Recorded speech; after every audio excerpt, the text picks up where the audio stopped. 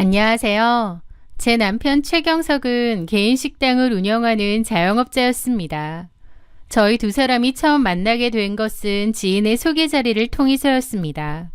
당시 남편은 이제 막 자신의 식당을 개업하여 자리를 잡아가던 참이었고, 저는 평범한 직장 생활을 하고 있었죠.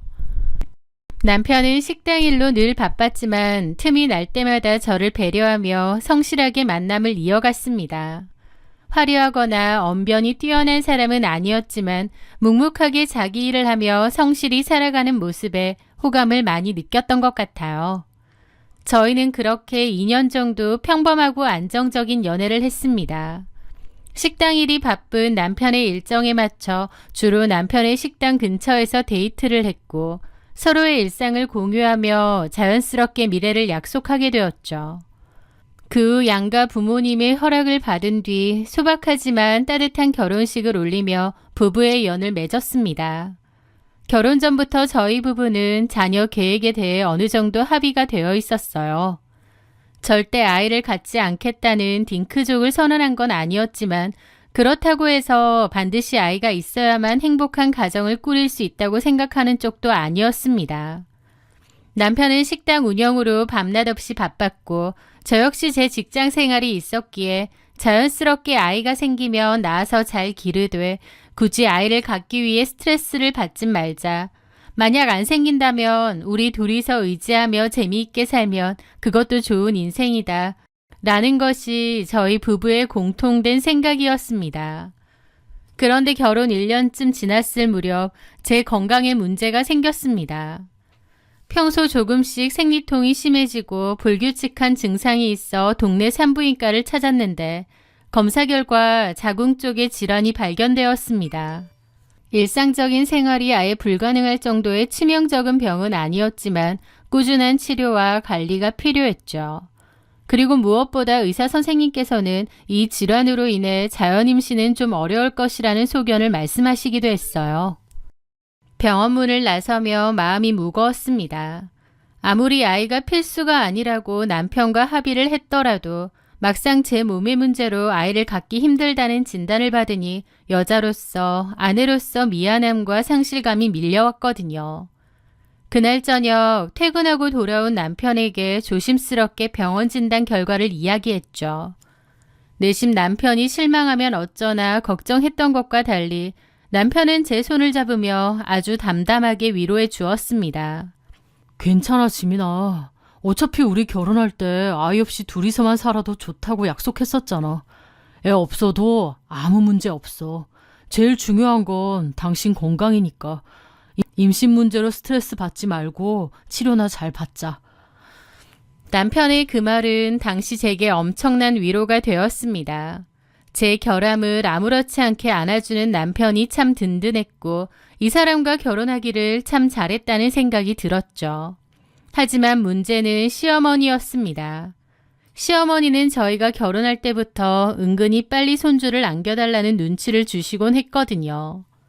그러던 중 제가 자궁질환으로 임신이 어렵다는 사실을 남편을 통해 전해 들으신 후부터 시어머니의 태도는 완전히 달라졌습니다. 저를 대놓고 못마땅해 하시며 기회가 될 때마다 비수 같은 말들을 쏟아내기 시작하셨으니까요. 명절이나 시댁 제사 혹은 가족들의 생일 모임 등으로 시가 식구들이 모이는 자리면 어김없이 제 상처를 헤집는 말들이 이어졌습니다. 지민아, 너는 병원 치료는 잘 받고 있는 거냐? 여자가 자궁이 튼튼해야 집안이 번성하는 법인데 애도 못 가지면서 어쩌자고 결혼을 한 거야? 친척들이 다 모인 자리에서 시어머니가 그런 폭언을 하실 때마다 얼마나 억울하고 서러웠는지 모릅니다. 그런데 저를 더욱 서운하고 외롭게 만든 것은 남편의 방관적인 태도였습니다. 단둘이 있을 때는 괜찮다며 저를 다독이던 남편이었지만 막상 시어머니가 저를 그렇게 모욕하고 공격하실 때는 한 번도 적극적으로 나서서 제 편을 들어주지 않았거든요. 그저 못 들은 척 딴청을 피우거나 조용히 밥만 먹을 뿐이었습니다. 나중에 집에 돌아와서 왜 가만히 있었느냐고 서운함을 토로하면 어머니가 옛날 분이시라 손주 욕심에 홧김에 하신 말씀이잖아. 거기서 내가 어머니한테 대들면 일이 더 커지지 않겠어? 당신이 그냥 한 귀로 듣고 한 귀로 흘려. 라며 회피하기 급급했습니다. 시어머니의 폭언과 남편의 방관에 마음의 상처는 깊어갔지만 그래도 남편과의 일상적인 부부 사이 자체는 나쁘지 않았습니다. 저희 부부는 크게 싸우는 일 없이 평온한 일상을 보냈고 저는 그저 시어머니와의 만남을 최소화하며 그럭저럭 결혼 생활을 유지해 나갔죠. 그러던 어느 날이었습니다. 남편이 운영하는 식당에 기존 아르바이트생이 나가고 새로운 아르바이트생이 들어왔습니다. 이름은 유혜진이었고 20대 초반의 앳된 아가씨였습니다. 저는 퇴근 후나 주말이면 종종 남편 식당에 들러 일손을 돕거나 장부 정리를 거들었기 때문에 혜진이와도 자연스럽게 인사를 나누고 안면을 트게 되었습니다. 혜진이는 나이는 어렸지만 싹싹하고 씩씩하게 일을 잘하는 편이었어요. 손님들에게도 늘 밝게 웃으며 응대했고 남편도 새로운 알바생이 눈치도 빠르고 일을 곧 잘한다며 칭찬하곤 했거든요. 하루는 식당 브레이크 타임에 저와 남편 그리고 혜진이가 함께 늦은 점심을 먹게 되었습니다. 밥을 먹으며 자연스럽게 이런저런 대화가 오갔고 혜진이는 자신의 기구한 가정사에 대해 조심스럽게 털어놓았습니다. 사실 제가 저희 집의 가장이나 다름없어요. 어머니가 계시긴 한데 몸이 많이 편찮으셔서 바깥일을 아예 못하신 지 꽤 되셨거든요. 밑으로는 아직 고등학생인 남동생이 있어요. 동생 학비도 대야 하고 어머니 약값에 생활비까지 필요해서 제가 식당 알바 말고도 다른 알바를 2-3개씩 뛰면서 돈을 벌고 있어요. 그래도 동생이 무사히 고등학교 졸업하는 거 보는 게 제 목표예요. 어린 나이에 또래들처럼 놀지도 못하고 어머니와 남동생을 책임지며 살아가고 있다는 혜진이의 사연은 제 마음을 무겁게 울렸습니다.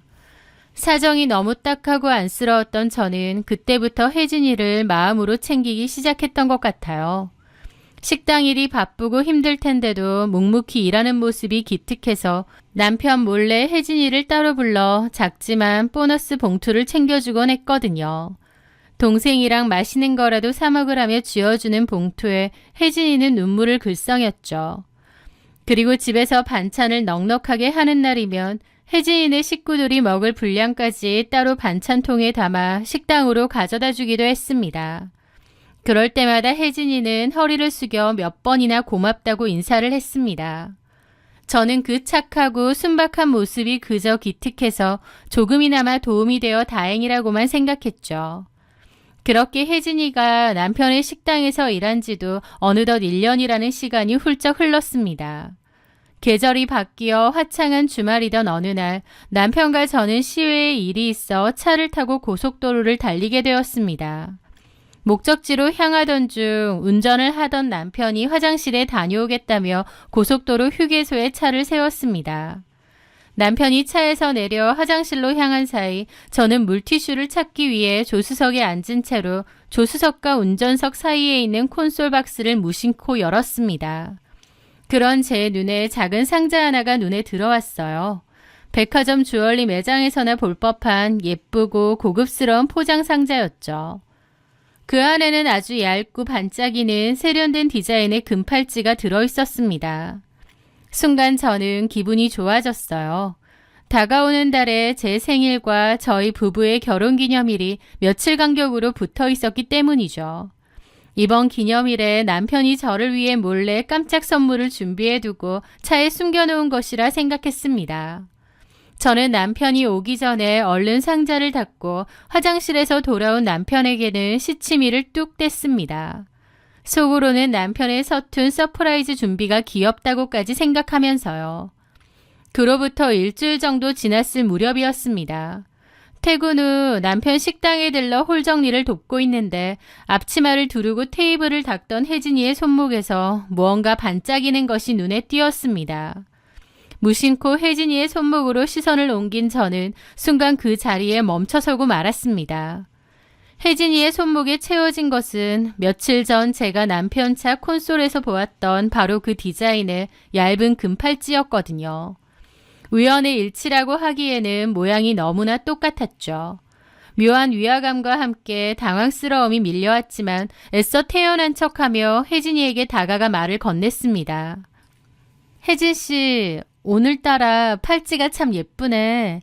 새로 샀어요? 제가 팔찌를 쳐다보며 묻자 혜진이는 평소처럼 씩씩하고 환하게 웃으며 대답했습니다. 아, 이거요? 예쁘죠? 남자친구가 며칠 전에 깜짝 선물로 사줬어요. 아, 남자친구가 있었구나. 네, 한 8개월 정도 됐어요. 좀 찝찝했지만 그 디자인 팔찌가 단 하나만 존재하는 것도 아니고 당당하게 남자친구에게 받았다는데 제가 뭐라고 하겠나요? 섣불리 남편과 아르바이트생을 의심할 수는 없었기에 애써 찝찝한 마음을 억누르며 더 이상 묻지 않고 넘어갔습니다. 그런데 그 팔찌 사건이 있고 얼마 지나지 않아 이해할 수 없는 일이 또 벌어졌습니다. 거의 1년 넘게 성실하게 식당에서 아르바이트를 하던 혜진이가 갑자기 일을 그만둔 것이었죠. 어느 날 아침 갑자기 집안 사정 때문에 오늘부터 출근하지 못할 것 같다. 그동안 감사했다는 짧은 문자 한 통만 달랑 남긴 채 무단결근을 해버렸다고 했습니다. 평소 책임감 있게 일하던 혜진이의 태도와는 너무나도 다른 무책임한 퇴사에 꽤 황당함을 느꼈습니다. 혜진 씨 갑자기 왜 그만둔대? 하루아침에 저렇게 문자로 그만두는 게 어딨어. 당장 홀서빙할 사람 부족해서 어떡하려고. 남편은 오히려 차분하게 혜진이를 감싸돌기 시작했습니다. 아, 혜진이 남동생 성식이 있잖아. 걔가 밖에서 또 질환 좋은 친구들이랑 어울려 다니면서 사고를 치고 다니는 모양이야. 엄마도 아프신데 동생까지 경찰서 들락거리니 혜진이가 그런 거 수습하러 다니느라 가게 나와서 일할 상황이 안 되는가 보더라고. 불쌍한 애잖아. 우리가 이해해줘야지. 아무리 그래도 좀 황당했지만 그냥 그런가 보다 하고 넘어갔습니다. 그렇게 혜진이가 식당을 그만두고 3달 정도가 지났을 무렵이었어요. 저는 동네 대형마트에 장을 보러 갔다가 우연히 유혜진을 마주쳤습니다. 한 유아 및 출산용품이 진열된 매장 앞에 서 있는 혜진이를 발견했거든요. 식당을 그만둔 후 3달 만에 보는 얼굴이라 반가운 마음에 혜진 씨 하고 부르며 아는 체를 하려고 다가갔습니다. 그런데 가까이 다가가서 본 혜진이의 모습은 제가 알던 식당 알바생의 모습이 아니었습니다. 마르고 왜소했던 체구는 전체적으로 살이 꽤 붙어 있었고 무엇보다 헐렁한 인부복 원피스를 입고 있는 그녀의 배가 눈에 띄게 불러 있었습니다. 영락없는 임산부의 모습이었죠. 어머, 혜진 씨, 오랜만이네요. 그런데 배가 혹시 임신했어요?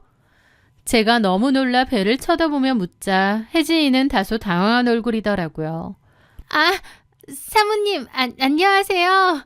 네, 사실은 저 임신했어요. 지금 6개월 정도 됐어요. 그만둘 때까지만 해도 그런 낌새가 없었는데 갑작스러운 임신이라니 좀 놀랍더라고요. 전에 팔찌 사줬다던 그 남자친구가 애기 아빠예요? 제가 조심스럽게 묻자 혜진이는 고개를 끄덕였습니다. 네, 저기 사모님, 제가 지금 좀 급한 일이 있어서요. 이만 가볼게요. 안녕히 계세요. 혜진 씨는 도망치듯 에스컬레이터 쪽으로 걸어가 자리를 떠나더라고요. 집에 돌아온 저는 혜진 씨의 갑작스러운 임신 소식을 남편에게 전했습니다. 여보, 오늘 마트에서 우연히 혜진 씨 만났는데 글쎄 배가 불러있더라. 벌써 6개월이래. 그것 때문에 식당 그만둔 건가? 하지만 남편은 심드렁하고 무관심한 목소리로 대답했습니다. 그래, 뭐 알아서 잘 살겠지. 평소 혜진이를 안타깝게 여기고 챙기던 남편의 태도와는 다른 지나칠 정도로 건조한 반응이었습니다. 저도 좀 의아해하면서도 그냥 지나갔던 것 같아요. 그런데 얼마 뒤였습니다. 남편의 식당 직원 하나가 병가를 내서 제가 퇴근 후 일손을 돕기 위해 남편의 식당으로 향했던 날이었습니다. 마감 시간이 다가오고 카운터에 앉아 당일 매출을 정리하기 위해 남편이 사용하던 수기 장부 노트를 펼쳤죠. 그런데 그 노트에서 빳빳한 코팅 재질의 사진 한 장이 끼워져 있는 것을 발견했습니다. 무심코 그 사진을 집어든 순간 제 심장은 발밑으로 쿵 하고 떨어지는 듯 했습니다. 그것은 산부인과에서 찍은 태아 초음파 사진이었거든요. 도대체 이게 뭐지 싶던 차에 마침 홀을 정리하고 카운터 쪽으로 다가오던 남편과 눈이 마주쳤습니다. 저는 떨리는 손으로 그 초음파 사진을 들이밀었습니다. 이거 뭐야? 당신 장부에 왜 이런 게 끼워져 있어? 제 손에 들린 사진을 확인한 남편의 얼굴은 순식간에 백지창처럼 하얗게 질렸습니다. 동공이 사시나무 떨리듯 흔들리더라고요. 그러더니 그거 며칠 전에 우리 식당에 밥 먹으러 온 임산부 손님이 테이블에 떨어뜨리고 간 거야. 버리긴 못해서 돌려줘야 하나 싶어 그냥 장부에 끼워놨어. 그 허접하고 말도 안 되는 변명에 저는 이성을 잃고 말았습니다. 손님이 테이블에 놔두고 간 초음파 사진을 당신이 고이 간직해둔다고? 내가 바보 천치로 보여? 당장 핸드폰 내놔. 저는 카운터 위에 놓여있던 남편의 핸드폰을 낚아챘습니다. 남편이 기겁하며 제 손에서 핸드폰을 빼앗으려 했지만 저는 악을 쓰며 그를 밀쳐냈습니다. 비밀번호를 풀라고 소리치는 제 기세에 눌린 남편은 결국 체념한 듯 잠금을 풀어주었습니다. 그리고 저는 그 자리에서 주저앉고 싶을 만큼 끔찍한 구역질을 느꼈습니다. 남편은 저 몰래 그 어리고 불쌍하다던 혜진이와 두 집 살림을 차리고 있었으니까요. 대화방 안에는 유해진은 남편더러 오빠 와이프가 다 알았다 조심해라. 나 만났다는 얘기할 거다 시치미 떼라. 월세 입금해줘. 생활비 모자라 보내줘. 등등의 명령조의 얘기도 있더군요. 남편은 알바생인 혜진이와 바람이 났고 혜진이가 임신을 한 모양이었습니다. 그랬더니 남편은 혜진이의 생활비까지 따로 꼬박꼬박 챙겨주고 있었던 거예요. 식당 문을 닫아 걸고 남편의 뺨을 올려붙이며 오열했습니다. 어떻게 당신이 나한테 이럴 수가 있어? 내가 당신한테 뭘 그렇게 잘못했는데 어쩌자고 그 어린애랑 붙어먹은 거야? 남편은 제 발밑에 무릎을 꿇고 싹싹 빌기 시작했습니다. 지민아, 내가 정말 죽일 놈이야. 미안해. 처음엔 그냥 딱해서 잘해주다가 선을 넘은 거였어. 그런데 혜진이가 덜컥 내 애까지 가졌다고 하니까 내 핏줄인데 차마 모른 체하고 버릴 수가 없었어. 혜진이도 다 밝히겠다고 난리치고. 그래서 감추려던 게 결국 이렇게 된 거야. 내가 어떻게든 정리할게. 제발 이혼만 하지 말아줘. 남편은 저를 붙잡고 매달렸습니다. 그 찌질하고 비겁한 변명을 들으며 참담함에 몸을 떨었지만 한편으로는 가정을 당장 깬다는 두려움에 아무런 결정을 내리지 못했어요. 그런데 빌고 또 빌던 남편의 태도는 불과 일주일도 채 지나지 않아 180도 돌변했습니다. 유해진에게 무슨 말을 들었는지 갑자기 태도를 바꿔서 아무래도 안 되겠다며 그 아이 아빠로 살아야 할 것 같다더군요. 기가 막혔습니다. 조강지처인 저를 속이고 불륜을 저지른 것도 모자라 이제는 그 상간녀와 아이를 선택하겠다며 이혼을 요구하는 꼴이라니요. 내가 미쳤어? 당신이 밖에서 더러운 짓거리 했는데 내가 왜 이혼을 해줘? 당신도 그 여자도 상간소송 걸 거야. 이혼은 꿈도 꾸지 마. 제가 악을 쓰며 이혼을 거부하자 남편은 한숨을 푹 쉬며 방으로 들어가 버렸습니다. 그리고 얼마 뒤 이 끔찍한 진흙탕 싸움에 시어머니까지 등판했습니다. 어머님은 저에게 찾아와 당당하고 표독스러운 얼굴로 호통을 치셨거든요.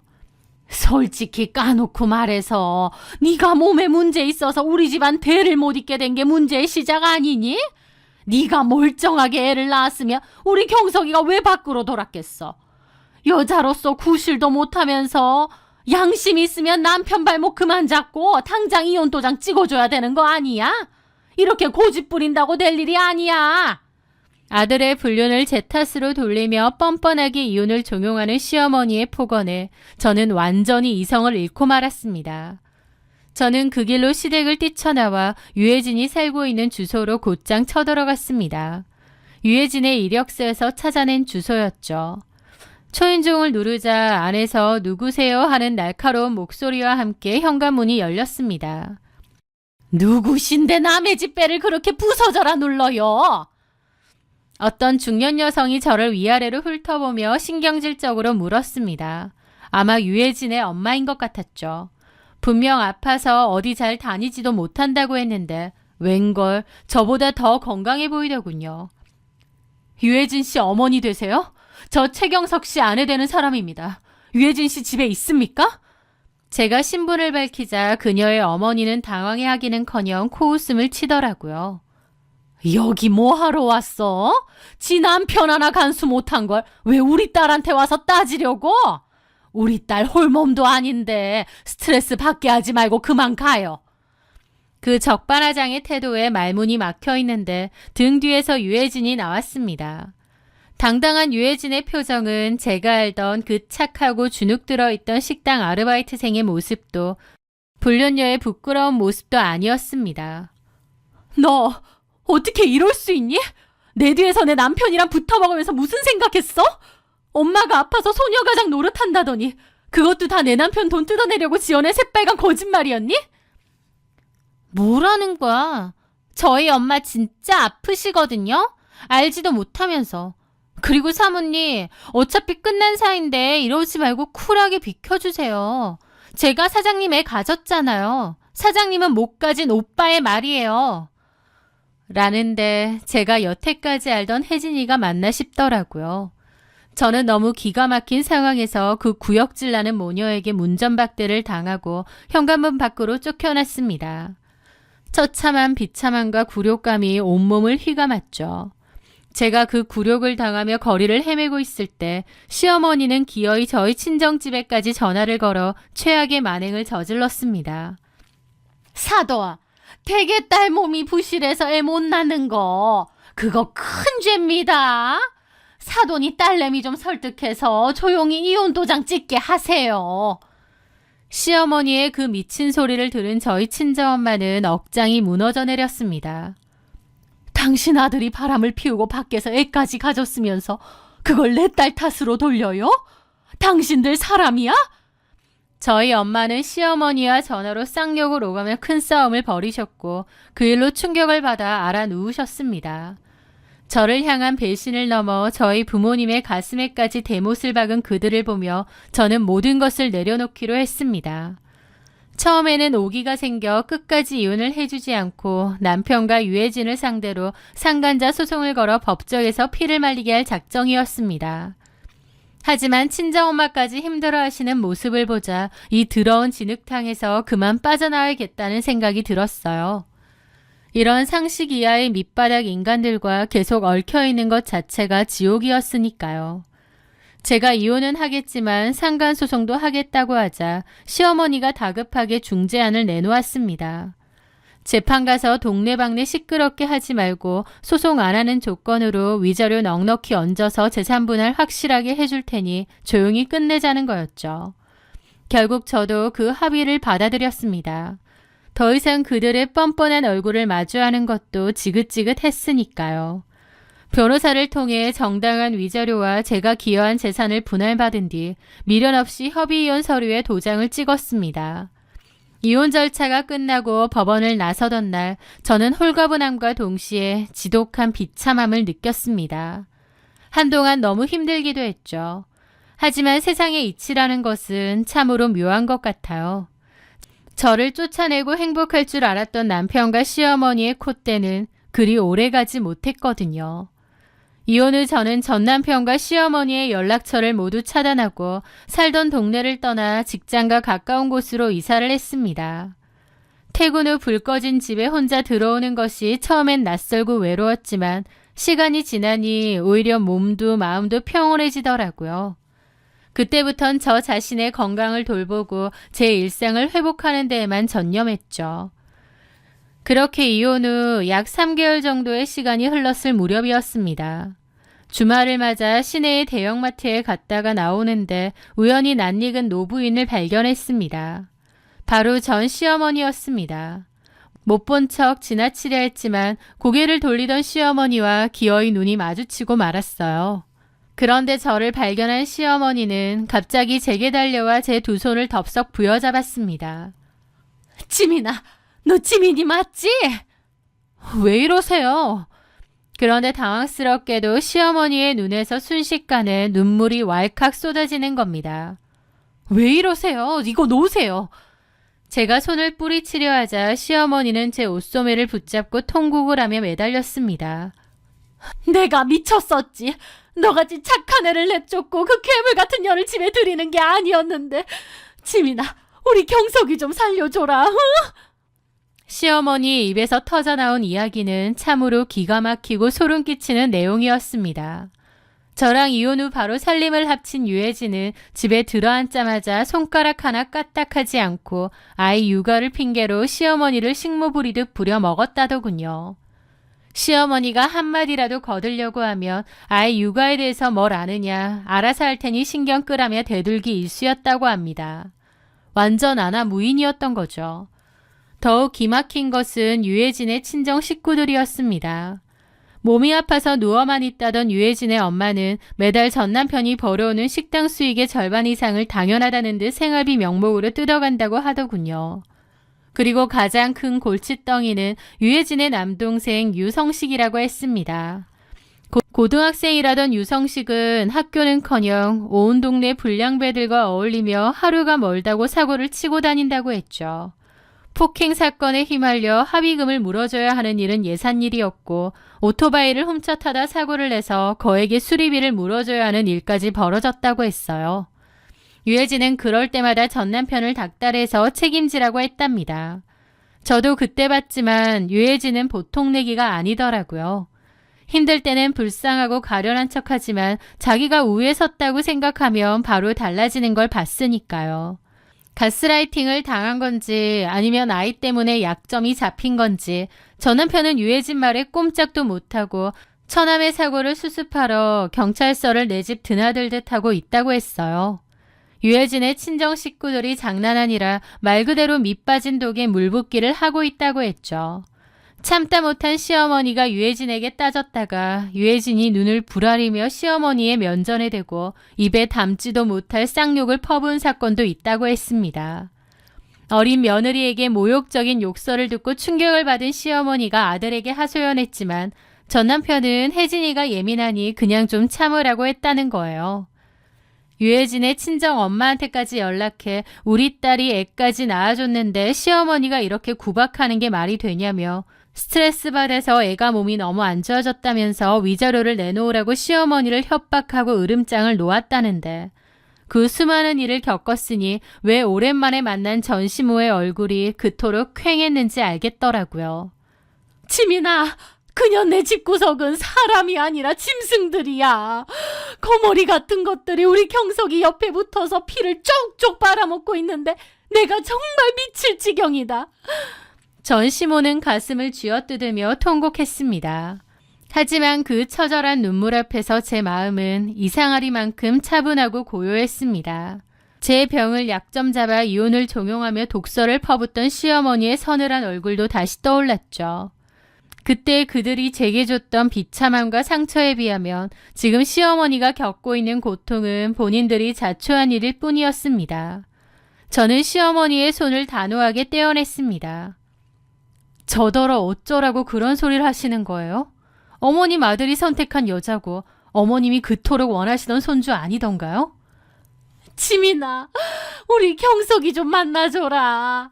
걔가 내 얘긴 듣지도 않고 걔한테 휘둘려서 제정신이 아니야. 제가 왜요? 저는 이제 그 사람과 아무 상관없는 남남인데요. 거머리 같은 식구들 뒷바라지하며 평생 살든 식당이 망하든 그건 그 사람이 감당해야 할 몫이죠. 전 이만 가보겠습니다. 저는 뒤도 돌아보지 않고 자리를 떴습니다. 등 뒤에서 저를 부르며 주저앉아 오는 전시모의 통곡 소리가 들려왔지만 제 발걸음은 가볍기만 했습니다. 전 남편 최경석은 아마 평생을 유해진과 그 처가 식구들의 노예처럼 살게 될 것입니다. 사고치는 처남의 합의금을 대고 염치 없는 장모의 생활비를 대느라 등골이 휘어질 것이고 본성이 드러난 아내의 히스테리를 받아내며 후회 속에 살아가겠죠. 그것이 저를 배신하고 기만한 대가로 그가 받아야 할 평생의 형벌이라 생각하니 가슴속 응어리가 씻겨 내려가는 듯 했습니다. 저는 이제 더 이상 과거를 돌아보지 않기로 했습니다. 저는 저를 소중히 여기지 않는 사람들을 위해 눈물을 흘리는 대신 저 자신을 위해 웃고 즐기는 삶을 선택했으니까요. 지금까지 제 기막힌 사연을 들어주셔서 감사합니다.